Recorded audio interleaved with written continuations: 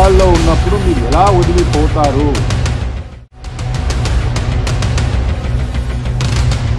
ఈరోజు మీకెవరైతే రాజకీయంగా గుర్తింపు కలిగించినారు, ఎవరైతే మీకు సమాజంలో మీకు అంతో ఎంతో ఒక గుర్తింపు కలిగించినారు, ఆ వ్యక్తి కష్టాల్లో ఉన్నప్పుడు మీరు ఎలా వదిలిపోతారు? ఎలా మీకు మనసు వచ్చిందని అడుగుతున్నాను.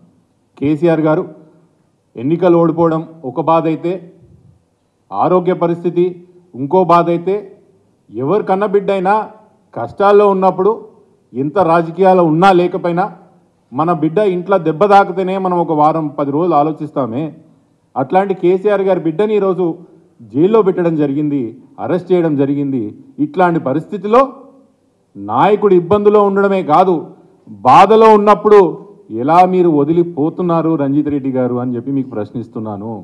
ఎలా మీకు మనసు వస్తున్నదని, అవకాశాల కోసం, స్వార్థాల కోసం మరీ ఇంత నయవంచన అవసరమా మీకు నేను అడుగుతున్నాను రంజిత్ రెడ్డి గారు.